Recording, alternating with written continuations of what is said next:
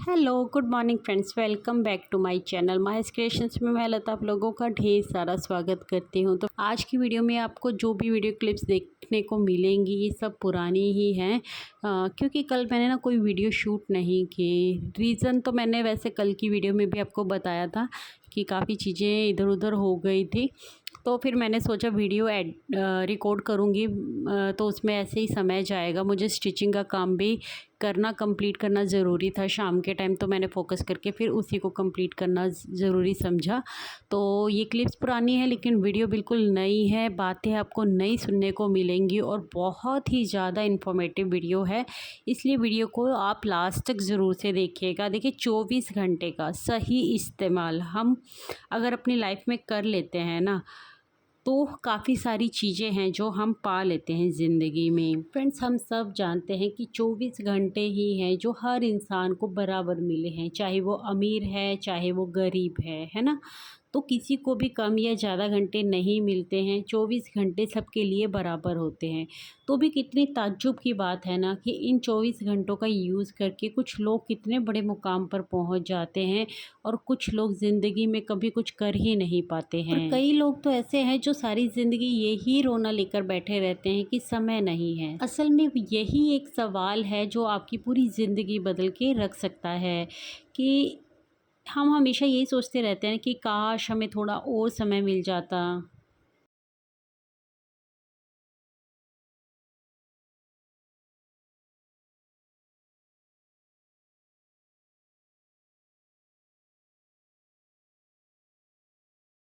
हम अक्सर अपने डेली लाइफ में भी ये सोचते रहते हैं, मैं भी बहुत बार सोचती हूँ कि 24 घंटे कितने कम पड़ जाते हैं और काम इतने होते हैं कि अगर हमें 1 घंटा और मिल जाता तो क्या ही होता, है ना।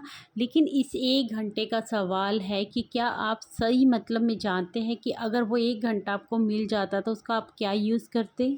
असल में घूम फिर कर सवाल वही आ जाता है कि हमें समय नहीं चाहिए और हमें समय की सही समझ चाहिए। क्या हम ऐसा इंसान बन सकते हैं जिसके पास परिवार के लिए समय है, अपने काम के लिए समय है, सारे कामों को वो बेखूबी अच्छे से निभा लेता है, वही 24 घंटे का इस्तेमाल करके।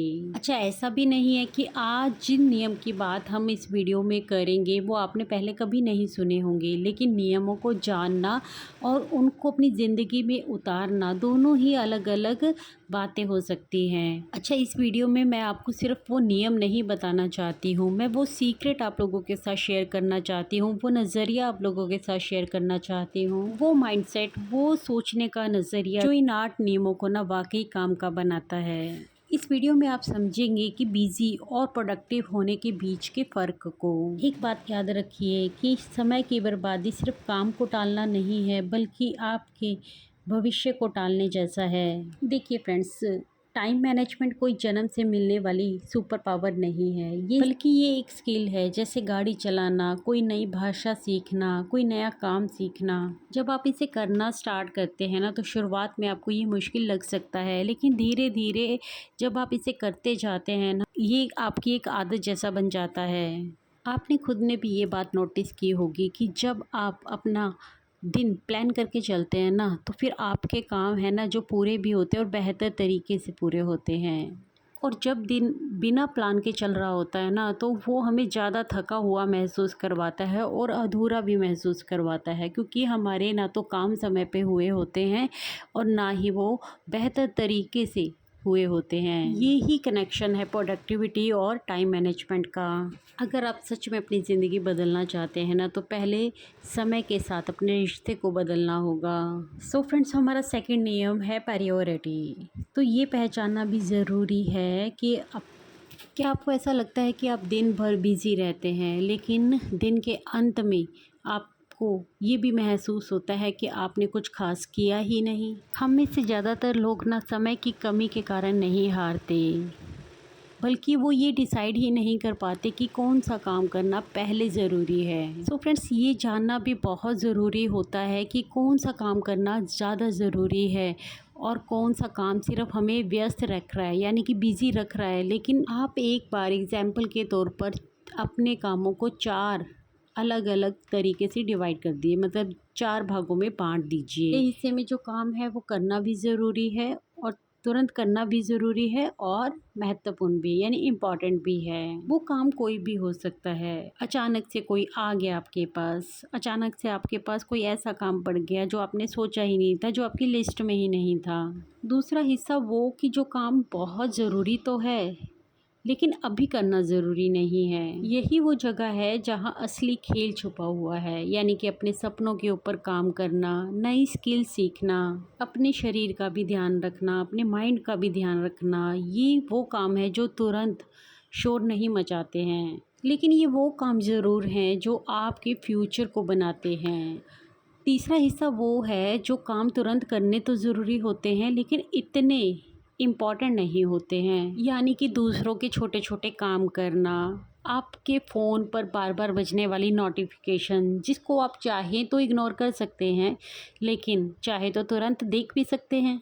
और जब ये काम हम करते हैं, तुरंत करते हैं, तो ये हमें एहसास तो दिलाते हैं जैसे हम बहुत बिजी हैं, लेकिन ये आपकी प्रोग्रेस को ना रोक देते हैं। और चौथा हिस्सा वो है जो ना तो इम्पोर्टेंट है ना ही करना ज़रूरी है अभी, जैसे कि समय बर्बाद करने वाली आदतें, बिना सोचे समझे वीडियो स्क्रॉल करते जाना, इंस्टाग्राम खोल लिया है तो रील्स देखे जाना। याद रखिएगा ये वो जाल है जिसमें फंस कर ना हम अपने कीमती समय को धीरे धीरे खो देते हैं। अब मैं आपसे पूछती हूँ, कमेंट सेक्शन में मुझे बताइएगा ज़रूर से कि आप अपना कीमती समय कहाँ खर्च करते हैं। किसी ऑडियो बुक में मैंने ये थ्योरी समझी थी, उसके अकॉर्डिंग ज़्यादातर जो लोग होते हैं ना वो दूसरे वाले नियम के ऊपर फोकस करते हैं, यानी कि जो दूसरा हिस्सा है ना उसके ऊपर ज़्यादा फोकस रखते हैं, जो हमें ये सिखाता है वो काम जो इम्पोर्टेंट तो है लेकिन अभी यानी तुरंत करना ज़रूरी नहीं, क्योंकि यही काम आपके जीवन में ना असली बदलाव लाते हैं। असल में ये वो बीज हैं जो बोए तो आज जाते हैं लेकिन कल एक बड़ा पेड़ बनते हैं। कहने का मतलब ये है कि जब आप अपनी डेली लाइफ में कुछ हैबिट्स को उतार लेते हैं, यानी कि धीरे धीरे डेली कुछ समय निकाल के भी अपने बड़े गोल्स के लिए काम करते हैं ना, तो वही आपको असली सफलता दिलाते हैं। वो काम कुछ भी हो सकता है। आप स्टूडेंट हैं तो पढ़ाई, आप काम करते हैं, आप कोई स्किल सीखना चाहते हैं, यानी कि छोटे छोटे टास्क जो आप अपने अकॉर्डिंग चुनते हैं। असल में ये नियम आपको ये सिखाता है कि हर काम करना ज़रूरी नहीं है बल्कि सही काम करना ज़रूरी है। तो अगली बार जब भी आप कोई काम करें ना तो अपने आप से एक छोटा सा सवाल ज़रूर करें, क्या ये मेरा काम मुझे मेरे लक्ष्य के करीब लेकर जा रहा है। अगर जवाब हाँ में आता है ना तो पूरी मेहनत करते जाएं, जी जान लगा दीजिए। लेकिन अगर आपका जवाब ना आता है ना तो भी हिम्मत रखें उसको चेंज करने के लिए, क्योंकि ज़िंदगी में आगे वही बढ़ता है ना जो हर चीज़ों को सही तरीके से चुनना सीख जाता है। हमारा तीसरा नियम है टास्क निर्धारित करना।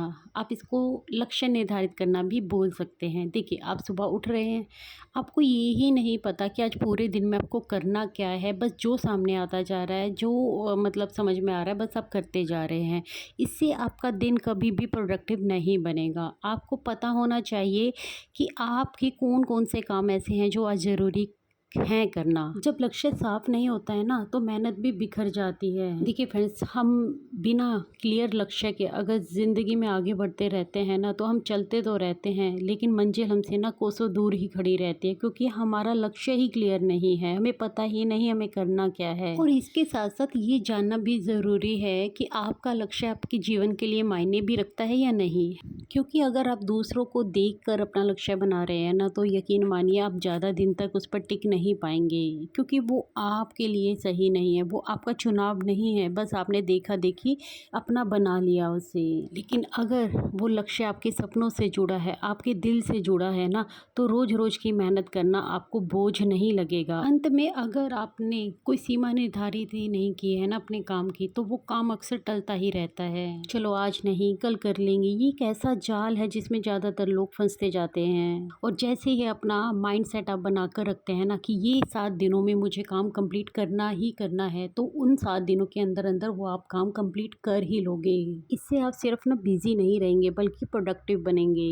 अगला नियम हमें ये सिखाता है कि जो आपका काम सबसे ज़्यादा मुश्किल है, आपकी लिस्ट में आपने 2 या 3 या 4 जितने भी काम लिखे हैं, एक दिन के अंदर करने वाले, उसमें जो सबसे ज़्यादा मुश्किल है ना, आप बस ये सोच लो कि उससे मुझे सबसे पहले ख़त्म करना है। क्योंकि आप मॉर्निंग की शुरुआत ही एक बड़े टास्क के साथ कर रहे हो और उसको जैसे ही ख़त्म कर देते हो ना, तो आपका बाकी का दिन है ना जो आसान हो जाता है। लेकिन उसी काम को अगर आप पूरा दिन ही टालते रहते हैं ना कि अभी नहीं, थोड़ी देर बाद करती हूँ, तो वो सारा दिन आपके माइंड के ऊपर ना बोझ बन के रहेगा। कई बार हमें ना बड़ा काम ना मुश्किल लगता है, इसलिए भी हम उसे बार बार टालने की कोशिश करते रहते हैं। लेकिन अगर उसी बड़े काम को हम छोटे छोटे हिस्सों में डिवाइड कर लें ना, तो वो ईजी टास्क हो जाता है। फ्रेंड्स, आजकल के टाइम की ना सबसे बड़ी समस्या समय की कमी नहीं है, बल्कि ध्यान की कमी है, यानी फोकस की कमी है। हमारा जो दिमाग है ना, वो हर 5 मिनट में भटकता रहता है। कभी हमारा फ़ोन बज गया, कभी नोटिफिकेशन स्टार्ट हो गया, कभी सोशल मीडिया, या कभी कोई न्यूज़ सुन ली। इस तरीके से जो डिस्ट्रैक्शन है ना, वो हमें हर 2 4 5 मिनट में फेस करना पड़ता है। और फिर खुद से ही हम ये सवाल करते हैं कि आज हमने कुछ खास किया ही नहीं। अगर बिना किसी कारण के आप भी बार बार अगर अपना फ़ोन चेक करते रहते हैं ना, तो ये आपका सबसे बड़ा डिस्ट्रैक्शन है। इसका एक सिंपल सा और स्टिक उपाय पता क्या है? आप इन्वायरमेंट बदलो, रिजल्ट भी बदल जाएगा। कहने का मतलब ये है कि जब आप कोई अपना इम्पोर्टेंट काम कर रहे हैं, आपने एक टास्क निर्धारित किया है, आधा 1 घंटा आपको फोकस्ड होकर ये काम कंप्लीट करना है।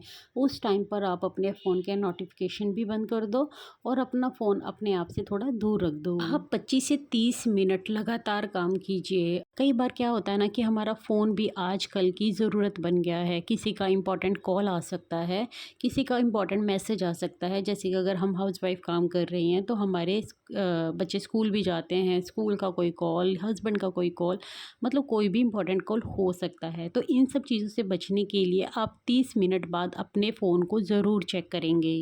लेकिन आपके मन के अंदर ये सेटिस्फेक्शन ज़रूर होगा कि वो 25-30 मिनट आपने अच्छे से एकाग्रत होकर अपने काम को किया है, और आप खुद देखेंगे उस काम में आपको फिनिशिंग भी नज़र आएगी और वो काम आपने जल्दी कंप्लीट किया होगा। और जो लोग ये कहते हैं ना कि मैं पूरा दिन बिज़ी रहती हूँ और मुझे मेरे काम ही कंप्लीट नहीं होते हैं, या फिर मेरे घर के कामों से हटकर मैं कोई काम नहीं कर सकती हूँ, उनको इन टेक्निक्स का ज़रूर से यूज़ करना चाहिए, क्योंकि ये नियम आपको सिखाते हैं सही तरीके से समय का इस्तेमाल करना।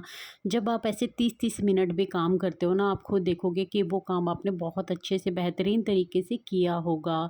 इसके बाद आप 5 मिनट का गैप ले सकते हैं बीच बीच में, और आपको वो 24 घंटे ही बहुत प्रोडक्टिव नज़र आएंगे। देखिए फ्रेंड्स, हम में से ज़्यादातर महिलाएं ना मल्टीटास्किंग होती हैं। हम एक साथ ना कई कामों को करने की कोशिश करते हैं, है ना?